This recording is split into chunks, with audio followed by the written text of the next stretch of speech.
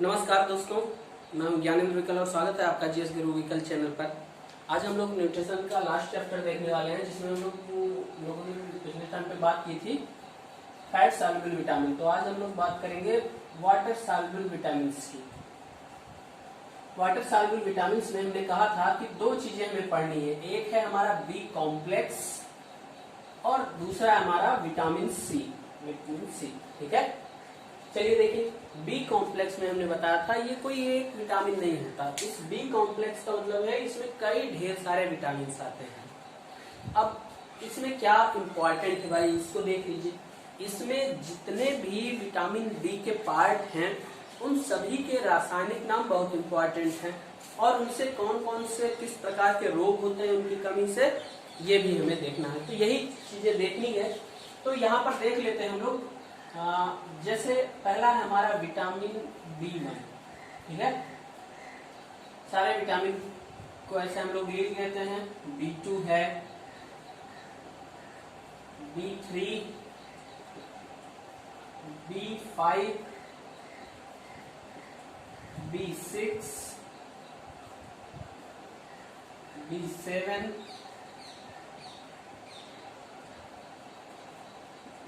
B9 और हमारा है लास्ट विटामिन B12। ठीक है, अब देखिए इन सभी के नाम कैसे याद रखेंगे। ठीक है, सबके हमने बताया सबके रासायनिक नाम बहुत इंपॉर्टेंट हैं। तो रासायनिक नाम को कैसे याद रखेंगे?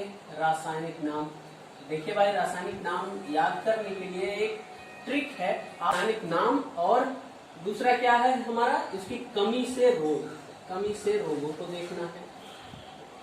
तो चलिए देखिए, एक ट्रिक है यहाँ पर, ऐसे कहते हैं, एक है थारानिपेपासा, यानी कि उसी का शॉर्ट ट्रिक ही है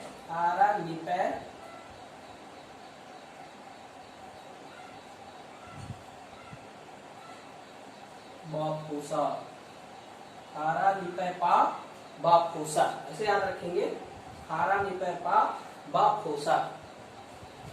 ये कोई बहुत स्पेशल ट्रिक नहीं है, लेकिन सबके नाम याद रखने के लिए आप ऐसे याद रख सकते हैं। थारानिपेपा, साथ में बोलेंगे थारानिपेपासा। ठीक है, तो चलिए हम लोग बारी बारी से नाम देखते हैं। पहला है हमारा थायमिन। थियामिन जो भी है ना, इसको ऐसे कहते हैं। B1 जो है इसका नाम है थायमिन, और दूसरा जो है रा से है वो होगा हमारा राइबोफ्लेविन।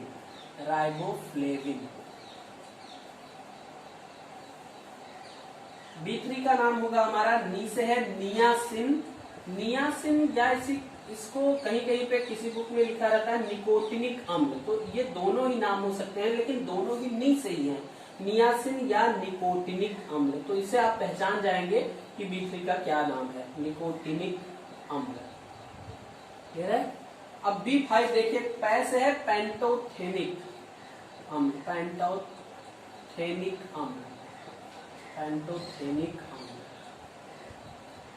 और B6 से पा से है पायरिडॉक्सिन।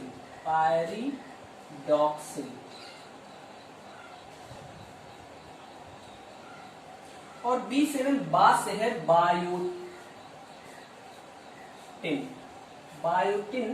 इसको देखिए, एक और इसका B7 जो है, इसका एक दूसरा विटामिन इसे कहा, मतलब एक और नाम दिया जाता है, इसको विटामिन H भी कहा जाता है। ये बहुत इंपॉर्टेंट है, विटामिन H।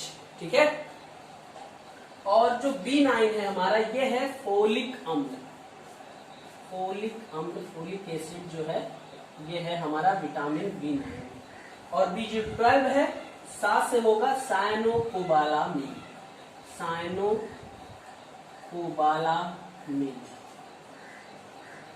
इस तरह से आप सभी विटामिन बी के सभी पार्टों के नाम आप याद रख सकते हैं। ठीक है, थारानिपेपासा। ठीक है, thiamine, riboflavin, niacin, pantothenic acid, pyridoxine, biotin, folic अम्ल और साइनोकोबालामिन। देखिए, अब इसकी कमी से रोग क्या है, इसकी कमी से जो रोग होते हैं बहुत इंपॉर्टेंट है भाई। जैसे पहला है हमारा बी से, आप जानते हैं बचपन से पढ़ते आ रहे हैं, बी की कमी से बेरी हो जाता है। लेकिन आपके एग्जाम में अगर देखिए कभी भी अगर केवल ऐसा रहे कि बेरी बेरी किससे होता है, बेरी बेरी रोग जो है वो किस विटामिन की कमी से होता है, तो अगर ऑप्शन में आपके बी, सी और विटामिन ए, विटामिन डी ऐसे दिया था तो आप बी लगाएंगे। लेकिन अगर यही ऑप्शन बदल जाए, जैसे बी रहे, B1, B3, B5, तब आपको कौन सा लगाना है भाई? तब ये आपका आंसर नहीं होगा, तब आपका आंसर क्या हो जाएगा? B1 हो जाएगा। इसको ध्यान रखेंगे आप, ठीक है। अब अच्छा थोड़ा सा बेरी बेरी में ऐसे जान लीजिए कि बेरी बेरी में होता क्या है। तो इसमें नर्वस सिस्टम जो होता है वो वीक हो जाता है, तंत्रिका तंत्र कमजोर हो जाता है, ठीक है। अब देखिए राइबोफ्लेविन की कमी से किलोसिस नामक रोग हो जाता है। किलोसिस नामक रोग हो जाता है। इसमें क्या होता है, होंठ के किनारे किनारे यहाँ पर ऐसे लगता है, फटा फटा सा लगता है, तो ऐसा रोग होता है, वो किलोसिस का लक्षण होता है, ठीक है। अब देखिए विटामिन B3 जो है नियासिन, इसकी कमी से पेलाग्रा रोग हो जाता है। पेलाग्रा रोग हो जाता है, त्वचा रूखी सूखी हो जाती है, दाने हल्के हल्के निकल आते हैं, मोटापन आ जाता है, ठीक है। पैंटोथेनिक की कमी से क्या होता है भाई? देखिए तो पेशीय शिथिलता हो जाता है। पेशीय शिथिलता क्या होता है भाई? देखिए इसमें मांसपेशी की जो है एक्टिवनेस जो होती है वो कम हो जाती है, उसे पेशीय शिथिलता कहते हैं। पायरिडॉक्सिन, इससे होता है एनीमिया यानी कि रक्त की कमी, रक्ताल्पता भी कहते हैं इसको। अब इसमें क्या होता है भाई? इसमें ब्लड जो है हमारे शरीर में जानते हैं 5 से 6 लीटर ब्लड होता है, तो वो ब्लड की कमी नहीं होती। रक्ताल्पता में क्या होता है, जो ब्लड में हीमोग्लोबिन पाया जाता है उसकी मात्रा घट जाती है। आप जानते हैं किसी भी अगर मेल की बात करें तो मेल में हीमोग्लोबिन की मात्रा क्या होती है? 13 से 15 होती है मिलीग्राम पर 100 ml। और जो फीमेल होता है, फीमेल में जो इसकी मात्रा होती है ये 11 से 13 मिलीग्राम पर 100 ml होती है हीमोग्लोबिन की मात्रा। जब इस एवरेज से क्या होता है, हीमोग्लोबिन की मात्रा घट जाती है, तब उसे हम लोग क्या कहते हैं? एनीमिया कहते हैं या रक्ताल्पता कहते हैं। अब विटामिन H देख लीजिए। विटामिन H की कमी से एक बहुत ही खतरनाक रोग होता है जिससे बहुत लोग डरते हैं। क्या होता है भाई? बाल झड़ना, ठीक है। तो ये है, साथ ही साथ पेशीय शिथिलता भी होती है, पेशीय शिथिलता भी हो जाती है इससे, और तंत्रिका तंत्र भी कम काम करता है या तंत्रिका तंत्र भी प्रभावित होता है इसकी कमी से। तो आप इतनी चीजें याद रखेंगे विटामिन H की, बायोटिन की। क्लियर है? अब देखिए जो अगला है हमारा वो है फोलिक अम्ल। फोलिक अम्ल यहाँ पर भी एनीमिया ही होता है, लेकिन इसको कहते हैं हम लोग मेगालोब्लास्टिक एनीमिया। मेगालोब्लास्टिक एनीमिया जो होता है ये ज्यादातर महिलाओं या बच्चों में होता है, और जो साइनोकोबालामीन है इसकी वजह से होता है परनीसियस एनीमिया जो होता है ये ज्यादा खतरनाक होता है। तो ये विटामिन B12 की कमी से होता है। लेकिन ये विटामिन B12 आप जानते हैं हमारी आंख में पाए जाने वाले बैक्टीरिया की वजह से विटामिन B12 का निर्माण हो जाता है, इसलिए ये चीजें देखने को कम मिलती है। परंतु अगर ये ऐसी एनीमिया ये वाली हो जाती है तो बहुत ही जान के लिए खतरे वाली बात हो जाती है, ठीक है। तो ये है हमारा विटामिन बी के सारे चीजों के बारे में हम लोगों ने देख लिया। इसमें देखिए परनीसियस एनीमिया जो बहुत खतरनाक होता है, इसे प्राण घातक एनीमिया भी कहते हैं, इसको भी थोड़ा सा ध्यान रखेंगे, प्राण घातक एनीमिया, ठीक है। तो ये है हमारा, इसको ट्रिक से याद रखेंगे तभी याद होगा, नहीं तो ये दरअसल भूल जाता है। और बहुत सारी किताबों में तो यहाँ पर आपको थोड़ा सा बता देते हैं B3 और B5 में ये थोड़ा उलट-फेर है, लेकिन ये जो लिखा हुआ है ये सही है, ठीक है। तो चलिए आगे चलते हैं हम लोग विटामिन सी की ओर। चलिए देख लेते हैं विटामिन सी के बारे में। तो विटामिन सी जो है इसका वैज्ञानिक नाम होता है एस्कॉर्बिक अम्ल, एस्कॉर्बिक एसिड, ये इसका रासायनिक नाम होता है। और ये देखिए ये हमने बताया था ये होता है, ये विषाणुरोधी विटामिन कहा जाता है, विषाणुरोधी विटामिन।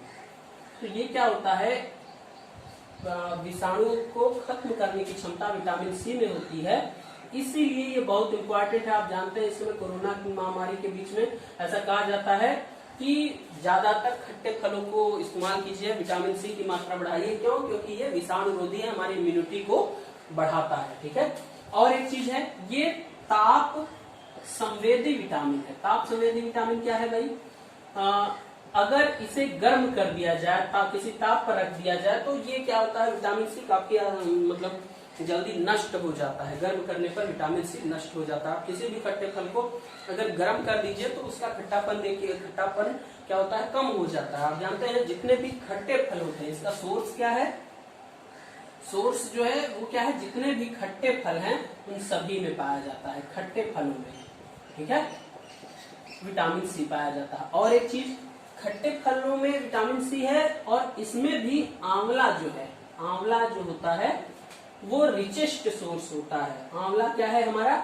विटामिन सी का रिचेस्ट सोर्स है, यानी कि सबसे ज्यादा विटामिन सी किसमें पाया जाएगा भाई? तो आंवले में पाया जाता है। ठीक है। और इसकी कमी से रोग कौन सा हो जाता है? तो आप जानते हैं इसकी कमी से स्कर्वी नामक रोग हो जाता है। ये था हमारा विटामिन सी। ठीक है। सारे कार्बनिक भोज्य पदार्थ हो गए, है ना, जिसमें हम लोगों ने कार्बोहाइड्रेट, वसा, प्रोटीन, न्यूक्लिक अम्ल और विटामिन के बारे में देखा। अब हमारे इनऑर्गेनिक न्यूट्रिएंट्स हैं, इनऑर्गेनिक न्यूट्रिएंट्स, अकार्बनिक भोज्य पदार्थ हैं, उनके बारे में देख लेते हैं। इसमें दो चीजें हैं, एक है हमारा जल और दूसरा है क्या? खनिज लवण या मिनरल्स।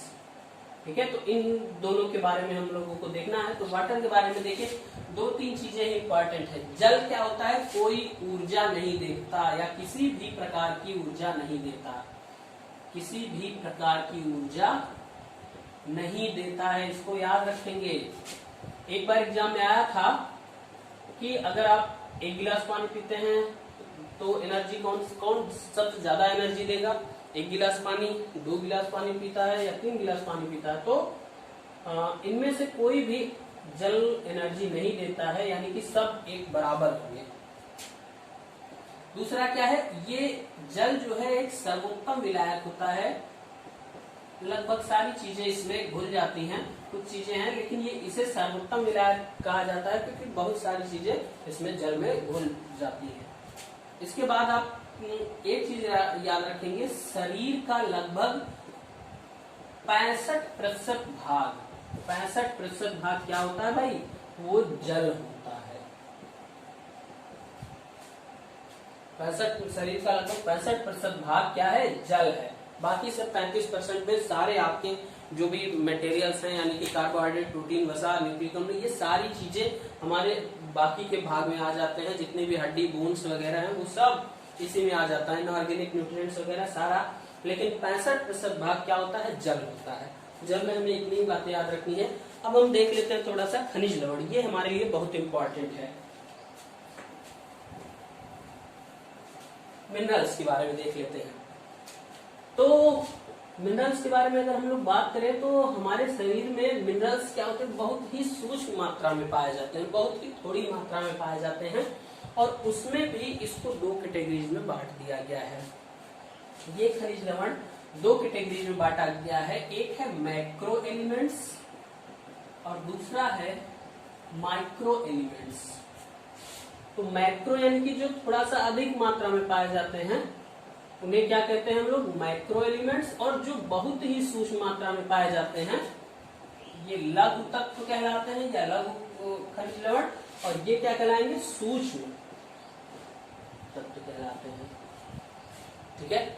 अब देखिए इसमें क्या है, कुछ एलिमेंट है, जैसे आपको याद क्या रखना है, कैल्शियम है, फास्फोरस है, सल्फर है, क्लोरीन है, सोडियम है, पोटेशियम है। इतनी चीजें जो है ये क्या है? मैक्रो एलिमेंट्स में आएंगी। ठीक है, इतनी चीजें आप याद रखेंगे। और इसमें जो आएगा जैसे आयोडीन है हमारा, आयरन है। ठीक है, कंफ्यूजन वाली चीज भी हो जाती है आयरन, लेकिन क्या होता है आयोडीन और आयरन ये दोनों क्या है? माइक्रो एलिमेंट्स है। बाकी मैग्नीज है, मैग्नीशियम है, और और भी बहुत सारे तत्व होते हैं जो माइक्रो एलिमेंट्स में आ जाते हैं। तो इन सभी के बारे में थोड़ा थोड़ा हम लोगों को देखना है। तो चलिए बारी बारी से हम लोग देख लेते हैं कौन कौन से हैं। ठीक है,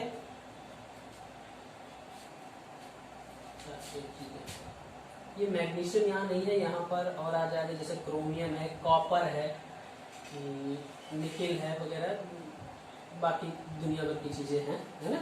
जो मैग्नीशियम है ये यहाँ आ जाएगा। ठीक है, इतनी चीजें अब देखिए, इसमें हमें जो देखना है कुछ इंपॉर्टेंट, उनके बारे में देख लेते हैं। जैसे हमारा है कैल्शियम। ठीक है, कैल्शियम जो है ये हमारे अस्थि यानी बोन्स और दांतों के निर्माण में सहायक होता है। बहुत इंपॉर्टेंट पॉइंट है।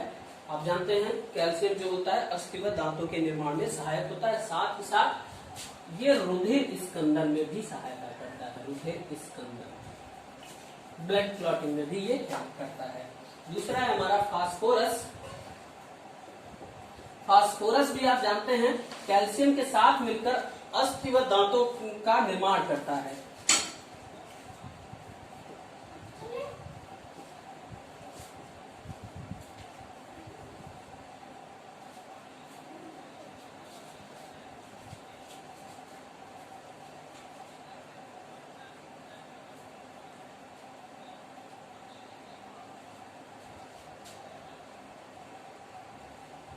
देखिए जो सल्फर है हमारा, सल्फर क्या है, हमारे शरीर में अमीनो अम्ल के निर्माण में, कई प्रकार के अमीनो अम्ल के निर्माण में सहायता करता है।